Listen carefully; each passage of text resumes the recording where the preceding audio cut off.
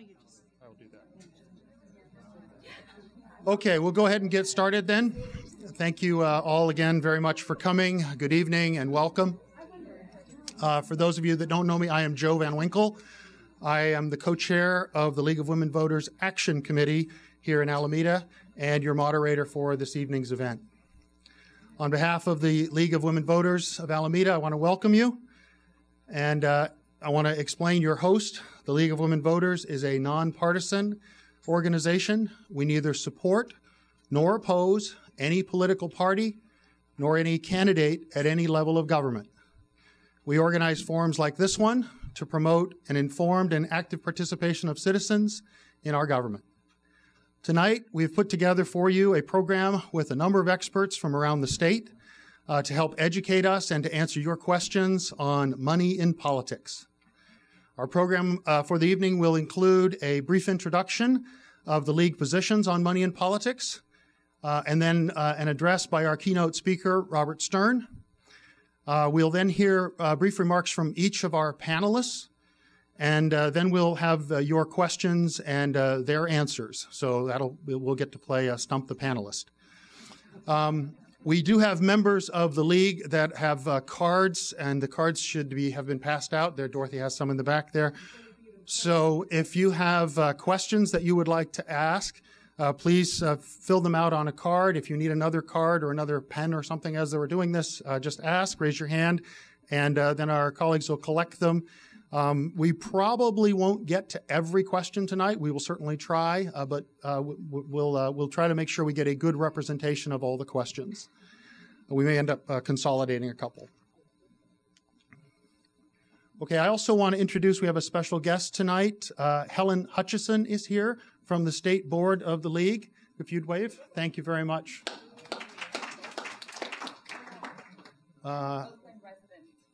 Yes, and an Oakland resident. I also want to extend a welcome to folks. I know we have folks here from Berkeley, Walnut Creek, and others who had sent emails saying they were coming and appreciative of the event. So thank you for making the trek. Henry David Thoreau said, "There are 1,000 hacking at the branches of evil to one who is striking at the root." Money in politics is the root issue for citizens who desire better governance. We can hack at the branches of healthcare and transportation and land use and deficits and very, very important issues, lots of them. But money in politics is the root issue because it can affect all the others. Hence our focus tonight on money in politics. This issue's been around for a while. Laws have been enacted. Courts have ruled. Newspapers have covered the subject. And still it remains a very active and exciting topic. So, in fact, 150 cities in California have enacted campaign finance reform ordinances. We don't have one here in Alameda yet. But fortunately, the League has strong positions on the national and state level to help guide us. I'll just review those positions for you. The League of Women Voters of the United States believes that the methods of financing political campaigns should ensure the public's right to know, combat corruption and undue influence, enable candidates to compete more equitably for public office, and allow maximum citizen participation in the political process. So that's the broad message and position at the U.S. level. At the California level, the League supports campaign finance practices for candidates and ballot measures to ensure full disclosure of campaign contribution and expenditures and enable candidates to compete more equitably for public office. And the California position more specifically calls for effective monitoring and enforcement, for measures to broaden the base of campaign financing, for realistic limits on contributions by individuals and groups, for realistic limits on the amount each candidate and ballot measure committee can spend, and a requirement that each candidate have one central committee, that government services are available to help register and inform voters, and finally, our position that we should have shorter lengths of campaigns.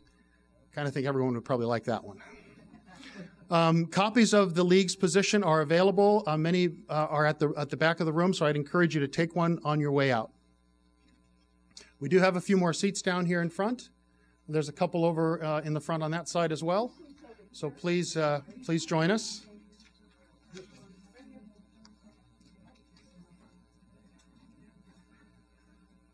Our keynote speaker this evening is a major authority on elections and government ethics. The Sacramento Bee called him the godfather of modern political reform in California. As an adjunct professor at Stanford University, he co-authored legislation that established the California Fair Political Practices Commission. He served as the FPPC's first general counsel for nearly a decade. He co-founded and led the Center for Governmental Studies, a nonpartisan think tank which helped shape California election laws for nearly 3 decades. Please welcome a 20-year member of the League of Women Voters, Mr. Robert Stern.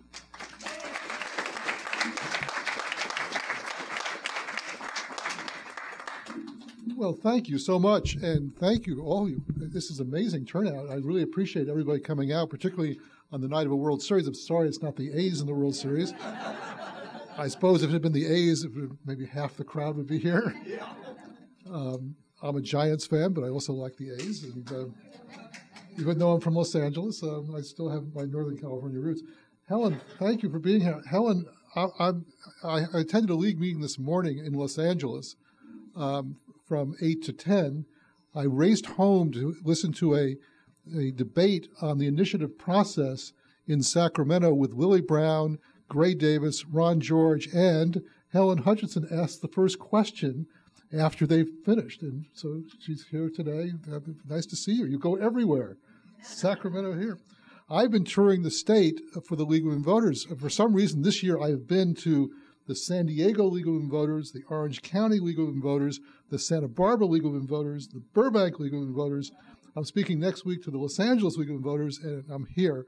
So this has been my year of the League, talking about campaign financing and the initiative process. Now, I know many of you have not heard me before and have not heard of me, and I'm sort of used to that.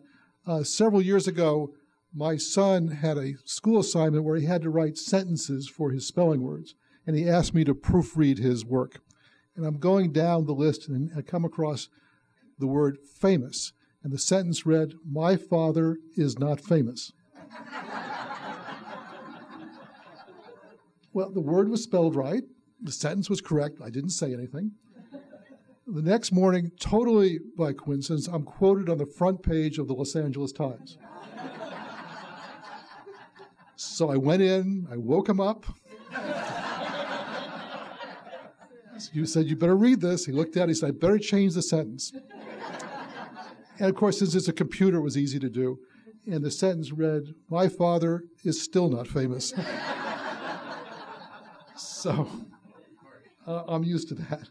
Now let's talk a little bit about California and campaign financing. California law allows cities and counties to adopt their own laws. And as Joe said, over 100 cities, 150 cities and counties in California have done so. It makes it a little confusing for state treasurers and state committees because they have to take a look at what's going on. But we believed it was important to allow experiments at the city and county level. This was part of the original Political Reform Act, which I helped draft in 1973 and was on the ballot in 1974. That act said that all candidates had to disclose twice before the election, once after the election. They had to disclose in the non-election year, and they had to disclose contributions and expenditures. Now it's at $100 or more for their contributors and their expenditures. And that was imposed on everybody in the state. But we said if cities and counties wanted to have tougher laws, they could do so. In LA and Oakland and San Francisco, in many cities, small cities, Santa Monica, Pasadena, Davis, many cities and counties quickly adopted and have adopted over the years their own campaign finance ordinances that have contribution limits, public financing, tougher disclosure laws, and other requirements which are very, very interesting. And so Alameda does not. And that's why we're here tonight to talk about that. Also, the Political Reform Act requires last-minute contributions and independent expenditures to be disclosed as well. So the disclosure, it's all disclosure in the state law as it applies to cities and counties. State law was amended later on to have contribution limits for state candidates, but not for local candidates. So it's up to each local community to do what they want to do in terms of further contribution limits, further disclosure, public financing, and other restrictions. Now, there's one big problem with writing reform laws, and that's Supreme Court decisions, U.S. Supreme Court decisions. And makes it very frustrating for those of us who are in the reform community trying to adopt these laws, because starting in 1976, the United States Supreme Court has made it very, very difficult to do what I think is necessary to adopt these laws. In fact, just Monday, a reporter from the Boston paper called me and said, okay, give me your ideal campaign finance law. I said, well, I can give you the law, but it's not constitutional. And he said, well, give it to me. I said, but you have to recognize this. I said, I'm a lawyer. I said, I have to respect what the Supreme Court has said. So just tell me anyway. Well, maybe I'll tell you a little later what I thought the ideal was. But it's so frustrating for me knowing what I think would be the best law not to be able to propose it to you and to other people, because I know that it would be declared unconstitutional by this Supreme Court and even by an older Supreme Court.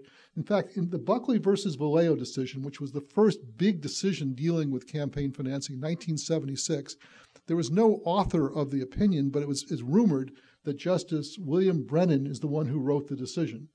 Now, that's ironic, because several years later, he founded the Brennan Center in New York, designed to reverse the Supreme Court decision in the Buckley versus Vallejo and other decisions that followed. He apparently had a change of heart in terms of what he felt in terms of the law. So let me tell you a little bit about what that decision said and other decisions said, so you get an idea of what you can do and what you can't do, at least under the Supreme Court rulings.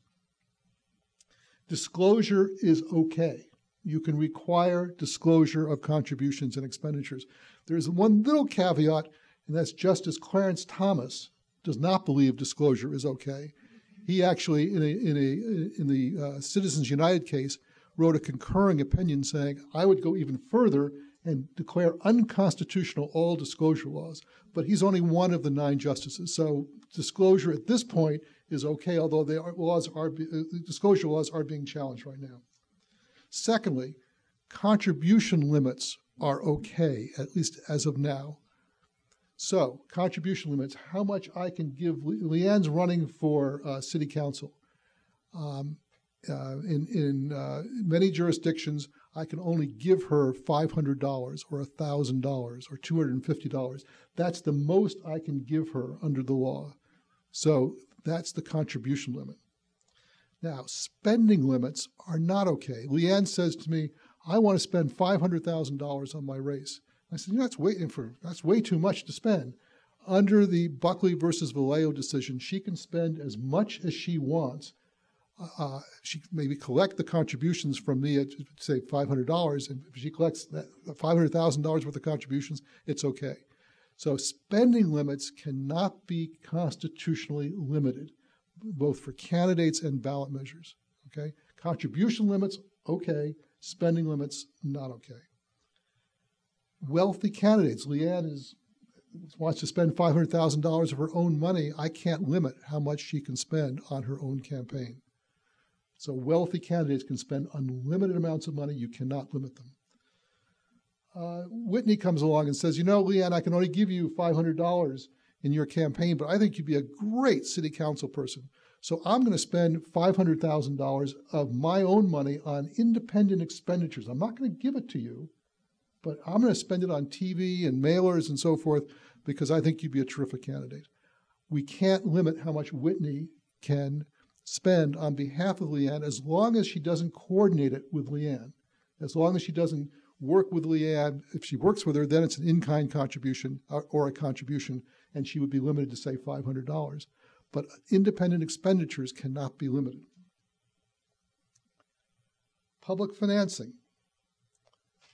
You can have, under the Buckley case, and the Supreme Court has said, you can have public financing, but you can't require public financing by candidates. You can't say you must take the public money and you can't spend anything else. The court has said, no, it has to be voluntary. If you want a public financing campaign, the candidates have to say yes or no to the public financing. And then once they say yes, you can put restrictions on them, such as spending limits. You can say, okay, if you accept the public money, you can only spend this much money. The court has said that's okay, and you can put other restrictions on the candidates. Now, LA had a great provision, and Arizona had a great provision, which said, until the Supreme Court dealt with it, the Arizona decision, saying that, okay, you have this public financing, voluntary public financing, candidate, let me give you the example. Janet Napolitano, before she was the Homeland Security person, was the governor of Arizona. And she ran for governor, I think it was 2002. And when she was running for governor, Arizona had a public financing law. She accepted the public financing. Her opponent did not accept the public financing and could spend unlimited amounts of money. And her opponent went to Texas to raise campaign funds. And under the Arizona law, every dollar he raised, she got in additional public financing because he went over the spending limits. And so she told him, stay in Texas. You're doing a great job for me. Keep on raising the money because you're raising the money for me too. And she won narrowly in 2002. Now, a few years ago, the Supreme Court heard a challenge to that law, and by a 5-4 decision threw out that portion of the law, saying that was unconstitutional. Interestingly, Sandra Day O'Connor had retired, and the feeling was, had she been on the court, even though she was from Arizona, she would have ruled the other way. It would have been 5-4 the other way. Same with Citizens United. Sandra Day O'Connor actually has criticized the court on Citizens United. Let's talk about Citizens United. Citizens United only affects corporations and labor unions. So in California, in Alameda, it really has no impact at all, because in California, Alameda, corporate contributions are okay. Labor union contributions are okay. At the federal level, corporations cannot give directly to candidates, and labor unions cannot give directly to candidates. It has to be through PACs. But Citizens United let the corporations and labor unions spend independent expenditures and get around the corporate ban. There's another case you've just heard about just a couple of weeks ago called McCutcheon. It doesn't really affect California. It does affect LA a little bit. And McCutcheon deals with the question of contribution limits, but in a very narrow way. Under the federal law and under LA law, candidates are limited in how much they can give to, individuals are limited in how much they can give to candidates. $2,600, LA $1,000, or now $1,200 and $600. So those limits are there. But there's also, in addition, a limit saying how much you can give to all the candidates running. Under the federal law, about $25,000, you can give a total of $25,000 to all the candidates within the $2,500, $2,600 limit. And there was a challenge to that aggregate limit, saying no, the contribution limits are one thing, but aggregate limits are unconstitutional, because if you've given to 10 senatorial candidates $2,500, why can't you give $1 to the 11th candidate? That would put you over the limit. It looks like, again, it's going to be a 5-4 decision throwing out that particular provision. Again, doesn't affect California particularly. And the real question in that case was, would the Supreme Court accept a challenge to the contribution limits themselves? And Chief Justice Roberts more or less indicated he was not going to go that far. I think there are 4 votes to throw out contribution limits at the Supreme Court. And so the question really will be Chief Justice Roberts and where he goes on that case. But I think contribution limits will be okay. Finally, ballot measures. The Supreme Court in later cases has ruled you cannot limit contributions to ballot measure committees, and you can't limit expenditures by ballot measure committees. Now, why the contribution limits? The court said that with a contribution limit to a candidate, if I give Leanne $1 million, maybe I haven't corrupted Leanne, but there's an appearance of corruption that I'm buying Leanne, even though she hasn't agreed to do anything in return for the contribution. So there's an appearance problem. And the court said, because of the appearance problem, you can have the contribution limit. If I give $1 million to a ballot measure campaign, the court is saying, I haven't corrupted anybody. There's nobody to corrupt. Well, I disagree with the court. I think you've corrupted the voters and you've corrupted the system. But the court said there's a difference between ballot measures and candidates, and so you can't limit contributions to ballot measure campaigns. And also, by the way, in another decision, you can't limit how much or ban paid petition circulators. There was people say, well, the simple answer in ballot measures initiative campaigns is just say it has to be collected by volunteers. Court ruled in a Colorado case you can't limit or ban paid circulators. So the United States Supreme Court, puts all these restrictions on those of us who want to change the law. And so I say, well, you have to live with that until you either get a constitutional amendment, which people at Common Cause are pushing, or you get a change in the court. Well, that's going to take a few years before you get a change in the court, but it is 5-4. So, I mean, one change, you could see Citizens United overturned. Probably not Buckley versus Vallejo at this point. That was, I think, an 8-1 decision. I think the interesting situation was that Byron White, who was the only political person on the court at the time, dissented from the decision. But that decision probably is cast in stone until you get a change in the Constitution, which is unlikely. So, where are we? You have, there are three areas I think that you can work on. First of all, limiting contributions. Secondly, enhanced disclosure.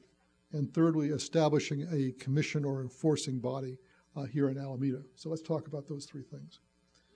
Limiting contributions. Many cities and a few counties limit contributions from about $250 to $1,000 per candidate. That's about the range. You really don't want to go below $250, I think, because the courts are saying if the contribution limits are too low, we will strike that down. You don't want to go too high, because if it's too high, what does it mean? So what is the upside of that? It reduces the appearance of corruption by limiting contributions to incumbents or those who don't have much competition. Particularly in congressional and legislative races, I think that's important. Maybe it's important here in Alameda as well. But the downside is this. If you have competitive races, I can guarantee you will have independent expenditures.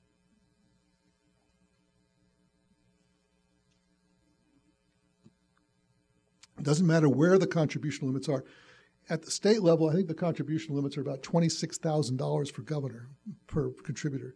There were independent expenditures in Jerry Brown's race because people felt limited by the $26,000. So if your limit's $250 or $500 or $1,000, if you have a competitive race, remember you will have independent expenditures. You will still have lots of spending. Now, the candidate himself or herself won't be receiving the money, and the candidate won't have control over the money, but there will be independent expenditures. Now, if the race is not competitive, then you won't have independent expenditures, and the contribution limits will have an impact in the sense on the governmental process, because what we see in a lot of cases is big money goes to people who have no competition because they want to have influence over that particular person. So I like contribution limits. A few jurisdictions, such as Los Angeles, prohibit contributions in the non-election years. In Los Angeles, it's you can't collect money for the first 24 months for the 4-year term after you've been in office, and I think it's for the city council, it's 30 months, 18 months.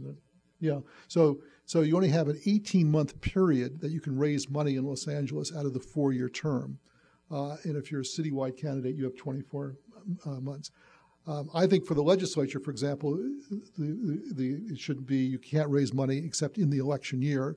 You might want to think about that for Alameda as well. Now, I don't think you have a big problem with non-election year fundraising here, but if it happens, the money will only go to the incumbents, because what will happen is in the non-election year, when there is a big development or a union contract or whatever, you will see sometimes contributions being given at the same time that those things are being considered. So my idea would be to limit non-election year fundraising, or prohibit it actually. It actually helps challengers, because very few challengers raise money in the non-election year. They really start raising money in the election year. There's another limit that Pasadena has and a few cities have. It's very interesting ordinance.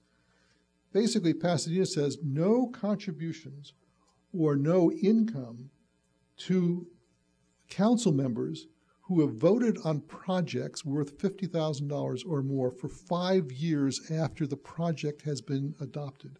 So in other words, you go in with a planning decision or something like that, and they make the decision, and for 5 years after that, they can't receive any campaign money from the person who came before them, or they can't receive a job from them or income from them. And it's worked pretty well in Pasadena, so that's something to think about. Now, secondly, more disclosure. A lot of cities and a few counties require a third pre-election statement to be filed before the election. Right now, they're filed sometimes 40 days or 12 days before, or September 30th before. But a lot of jurisdictions want to know right before the election, the Friday before the election, who's been giving money, even if it's not been huge amounts of money. And so they've said we're going to require a third pre-election statement to be filed before the election.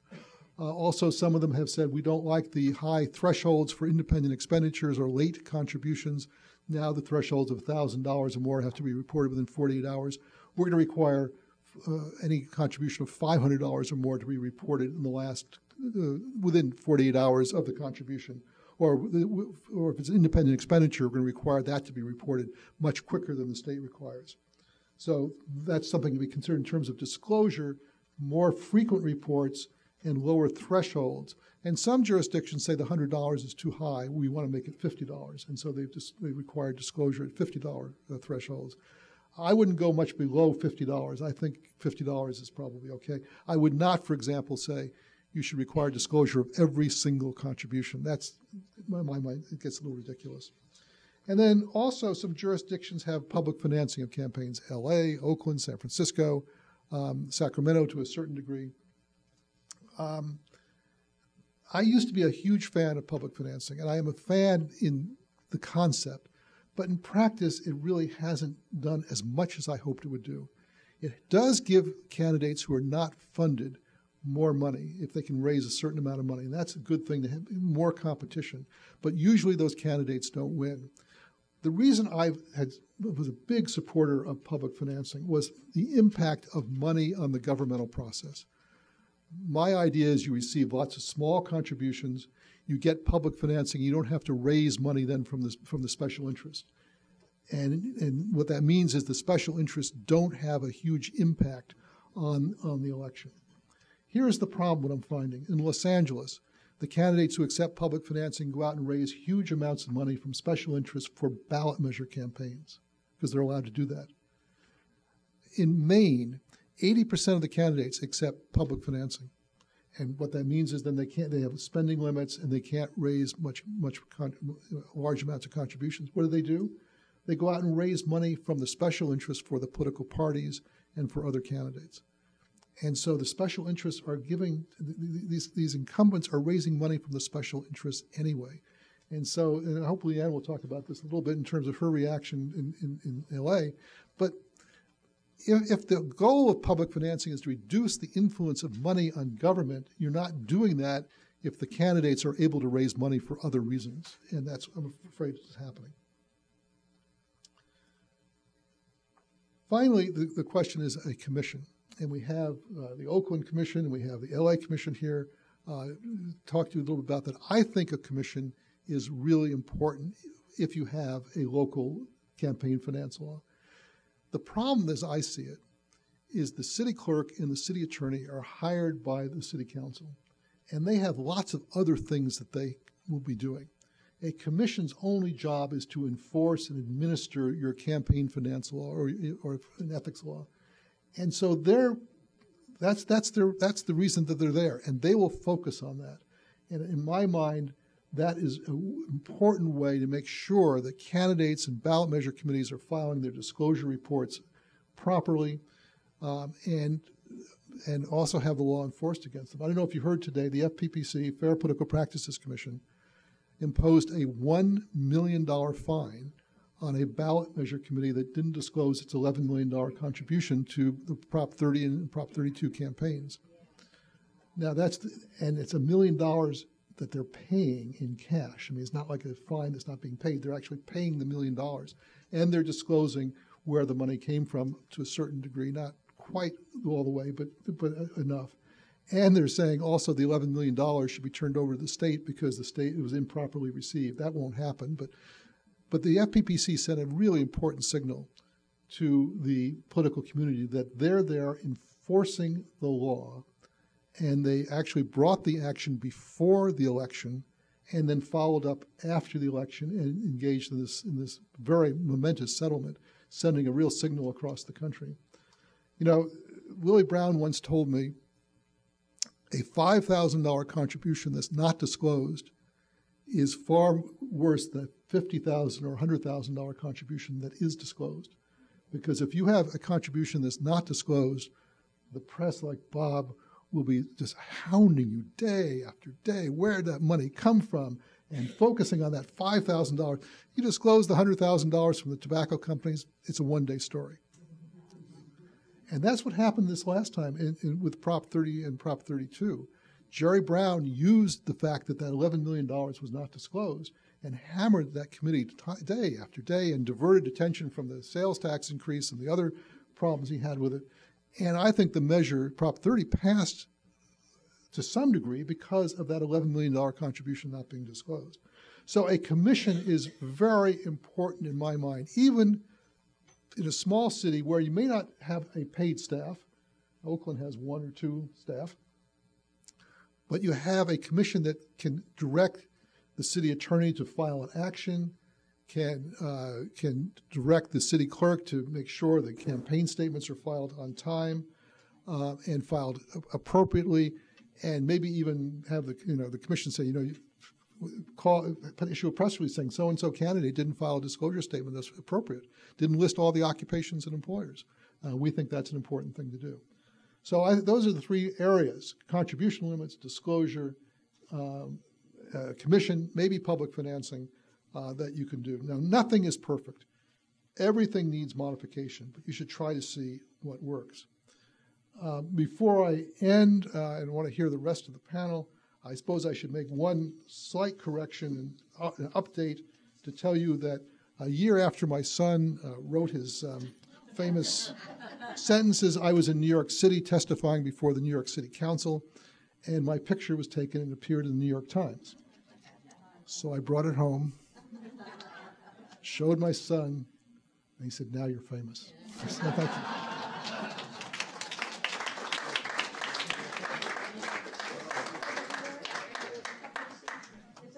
Thank you very much. A couple more seats up front if anybody would like to take a seat. Thank you. Thank you very much, John. Well, Bob, thank you very much for laying the groundwork for us there. Our first panelist this evening is the Executive Director of the Oakland Public Ethics Commission. She also served as Government Affairs Director for the Fair Political Practices Commission. She served as senior staff to the Commission on California State Government, Organization, and Economy. That's the Little Hoover Commission. And as an aide in the California State Legislature. So please welcome Whitney Barazotto.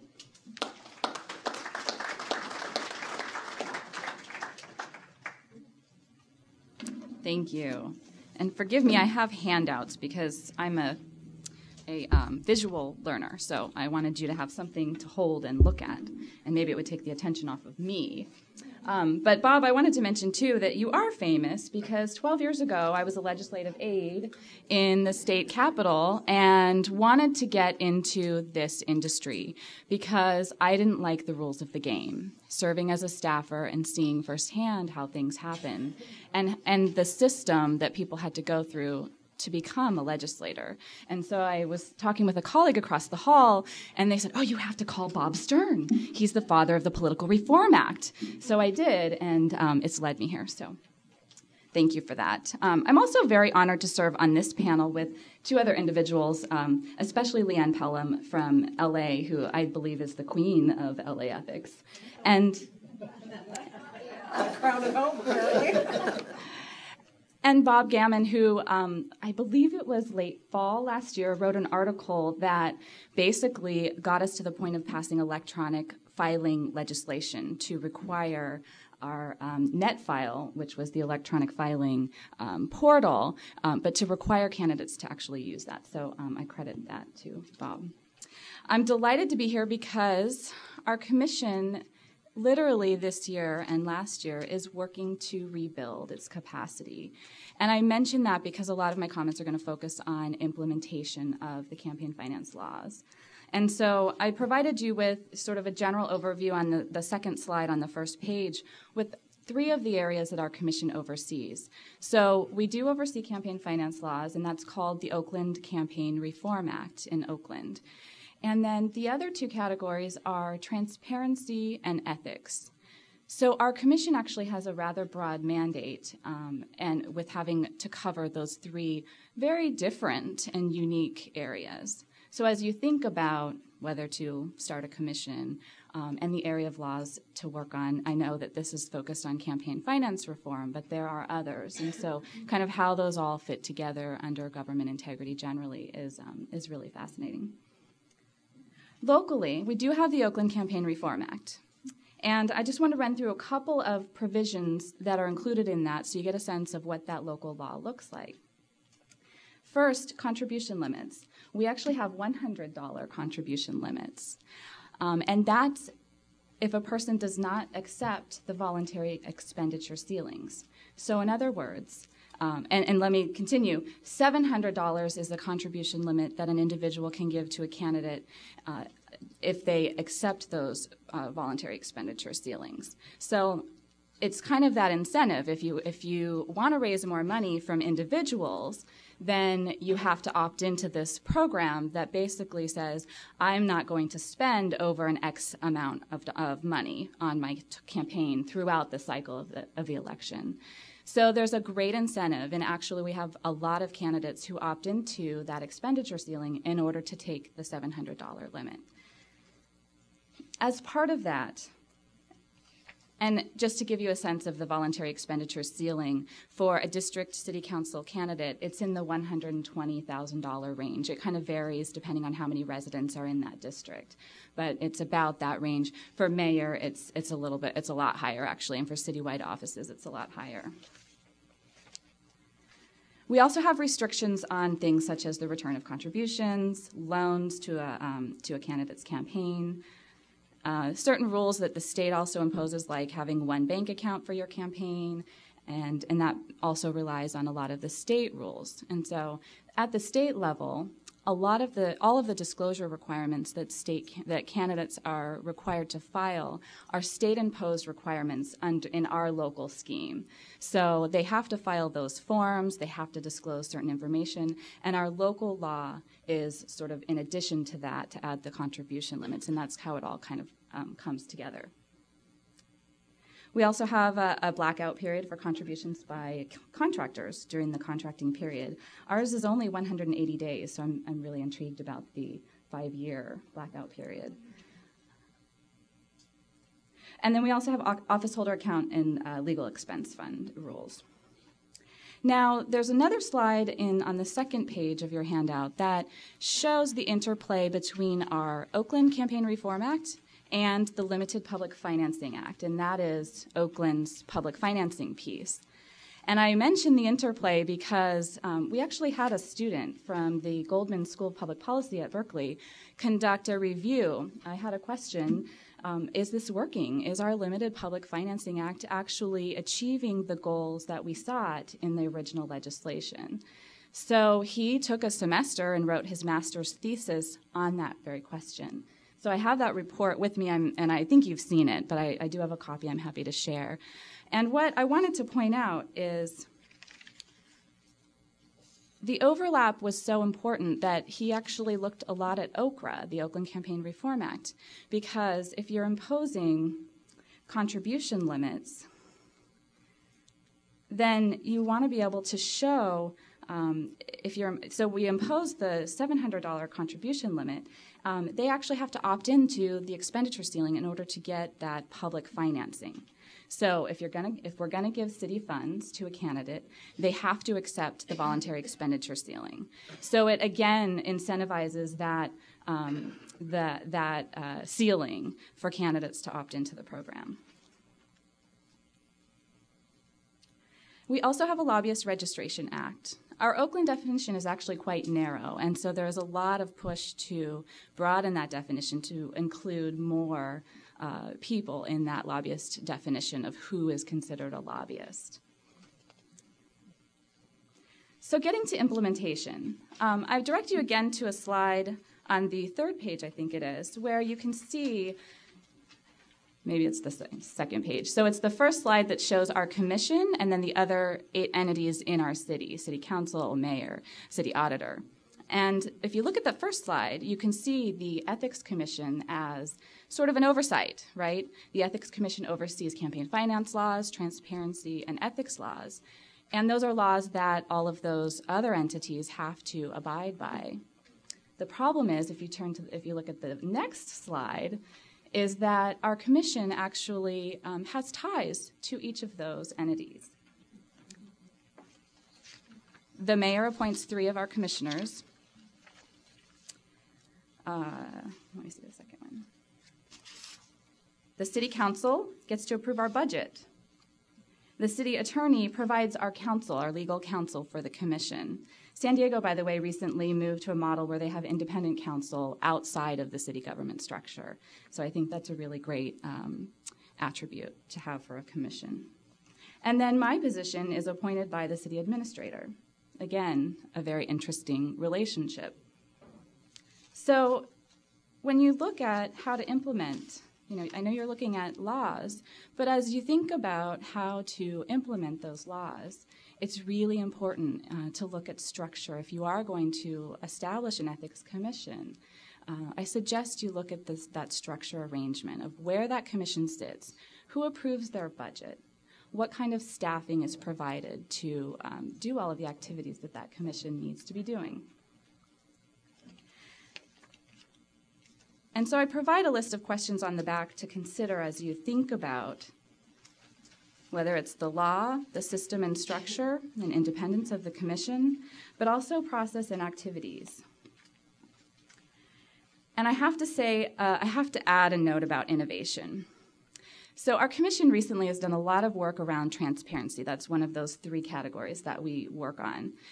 And when it comes to transparency, so much of the openness and information that we want to get from government is electronic. It's online. It's through data that's collected by government. And there's a real lack of IT infrastructure that is a huge problem for our transparency initiatives.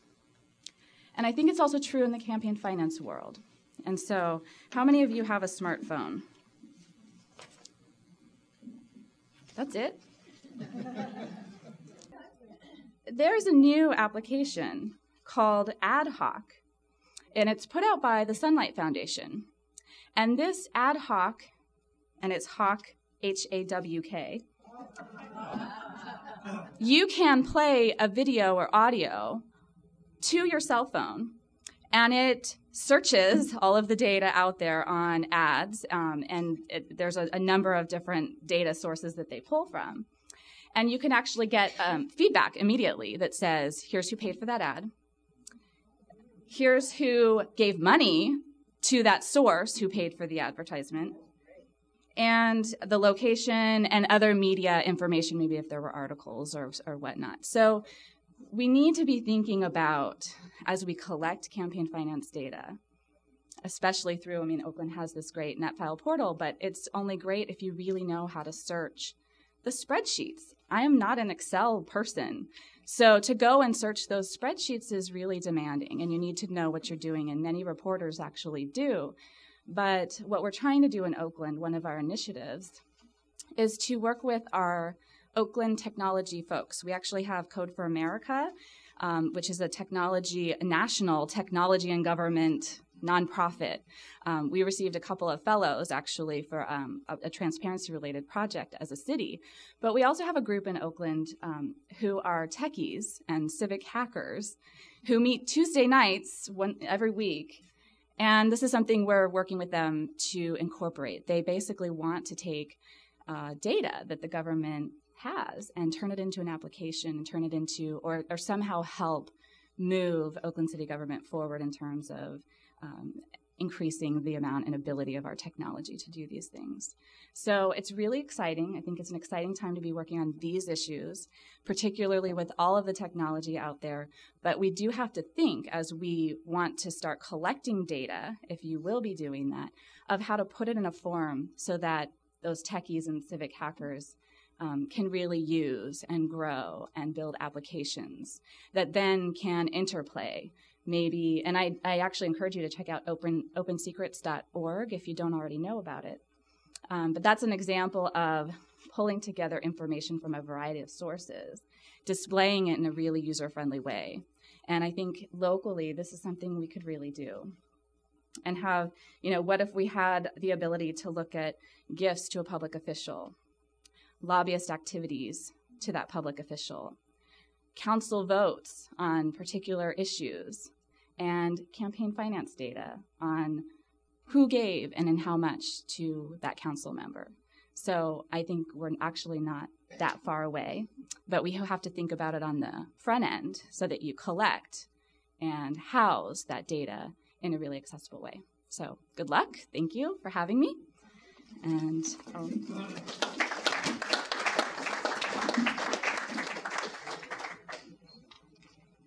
Thank you very much, Whitney. So we're getting quite a gathering here in terms of the theory, the history, and also the practical implementation. Our next panelist is the editor of the East Bay Express, the author of 2 blogs, Full Disclosure and 7 Days. He joined the Express in 2004 after 6 years writing with the Oakland Tribune. His investigative journalism has included many stories covering several East Bay election campaigns. And here to add a bit of spice to our panel, please welcome Robert Gammon.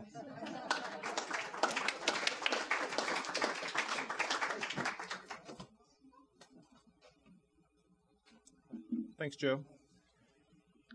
So I wanted to start out by talking a little bit about what some local cities have in terms of contribution limits, as we were talking about earlier. Berkeley's is $250, and as we said, Oakland is $100 or $700. And sure. Yeah. There are seats up here.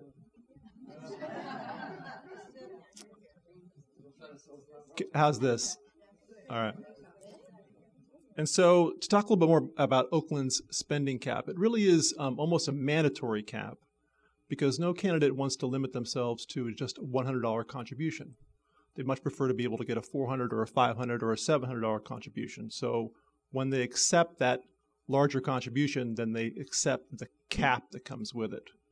And so it becomes almost, in effect, a mandatory cap. And almost all candidates in Oakland end up using it. So if you're thinking about installing some kind of voluntary cap, that may be a good one to look at. Although in politics, smart people run campaigns and they figure out loopholes on how to get around things. And that's certainly the case in Oakland. In 2010, in the Oakland mayor's race, ex-state Senator Don Parada, who was running for mayor at the time, there was an independent expenditure committee that had close associations with him, close ties to him.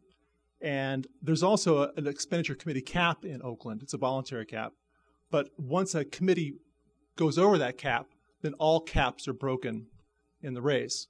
So that committee went over the cap very early in the campaign, allowing Senator Parada to go over the cap as well. Now, of course, let the other candidates go over the cap too, but Senator Parada was the only one who did because he had the wherewithal to do so because of his ability to raise money. So there are ways to get around these things. But what I'm seeing mostly is the influence of independent expenditure committees on local campaigns. It's becoming more and more. This past year, in 2012 in Richmond, there was $4 million in expenditure committee expenditures, at least in the city. $1.5 million from Chevron, electing candidates, and $2.7 million from the soda pop ministry trying to block a soda tax implementation in the city. And the problem with this kind of expenditures is twofold. One, they're often funneled through multiple campaigns, so they're difficult to track. So Chevron may, for example, give to one committee. That committee will then give to another committee, which will then give to a third committee, which actually does the expenditure. So it's difficult actually to track it back to Chevron. And so that delay in figuring out, which is what journalists try to do, figure out where that money came from, can mean the difference in an election sometimes, because it takes time. So one of the things that I think about is as elections get closer and closer, it's difficult to keep track of who's giving to whom and how much money is being spent through independent expenditure committees right before an election. Because that's when the real action happens. Those last few days of election when you just get pummeled with advertising, mailers, and they're often these obscure committees that no one's ever heard of, or they all sound innocuous, Californians for Better Neighborhood Preservation. And you go, who are these people and how are they spending all this money? And it takes a while to figure it out. And by that time, it can be too late, especially in this day and age when so many people are doing mail-in ballots. Mail-in ballots are great. They've helped increase voter turnout for elections and give people plenty of time to make decisions at home about who they want to vote for. But oftentimes people send them in several weeks in advance before an election. And it's only in the last few weeks when you see all this money coming in, you realize, oh, maybe I shouldn't have voted for that candidate because they seem to be getting a lot of support from this group, and I don't think that that's right. And so, and for candidate committees, for independent expenditure committees, it's really that opportunity in those last couple of weeks to make a difference. Berkeley has an interesting rule. They require reporting, electronic reporting, on all independent expenditure committees within 24 hours of the expenditure during the last 40 days of a campaign. So Berkeley, for me, is the easiest to track of any city in the area in terms of who's spending money and who's doing it late. And as a result, there actually tends to be less money spent late and in that way in Berkeley because the disclosure has to come, and it usually does happen. For Oakland, it's great that Oakland has a public ethics commission. It's one of the few that does, but there are drawbacks to it in the way Oakland's law is set up. First and foremost, it doesn't really have the ability to punish anybody for violating campaign disclosure laws or campaign laws at all. And so that's one problem. If you know that your only possible violation is going to come through the FPPC and you violate a local rule and there's no real punishment, then there's no point to that other than you might get a bad story about it sometime during the election from a newspaper. On top of that, what we're seeing in Oakland is the underfunding of the Public Ethics Commission can have a real impact on its effectiveness. So if the city council decides, you know what, we're only going to fund one position and that person has to do all of the work, in effect, you're saying you don't really have an effective commission anymore because the one staff person, it's impossible for them to keep track of stuff, especially with independent expenditure committees these days. And I want to say something about the Oakland lobbyist ordinance too. It's great that there's a lobbyist ordinance in Oakland, but it's weak in that it doesn't require disclosure of how much money the lobbyists are being paid to do what they do. So on the state and federal level, those are required, and so we can figure out how much money Chevron is spending in Congress to try to block particular laws or support particular laws. On Oakland, with its lobbyist registration ordinance, we don't know those things. And then finally, the most disturbing thing that's developed in the last few years is dark money. And that is money from nonprofits in which because it's coming from a nonprofit, they don't have to disclose their donors. And that was what was really going on in this $1 million settlement today. It was big, but at the end of the day, even with all what the FPPC did, which was great, we still don't really know for sure where the money came from originally. We can suspect, and I haven't looked through all the FPPC documents they released today, but I don't think we're going to know at the end of the day where did the money come from. And that's what's happening with dark money. And I think it's going to become more attractive for donors. In fact, what the FPPC found today is that the folks involved in trying to defeat Prop 30, that was the Jerry Brown's tax measure last year, and tried to enact Prop 32, which would have limited the power of organized labor in California. They were giving donors an option: the transparency option or the dark money option. You can give this money, then you'll have to reveal your name, or you don't have to reveal your name. And so for a lot of donors, they don't want to reveal their names, obviously. And so the nonprofit dark money avenue, I think, is going to spread, and it's probably going to spread locally as well. Thank you.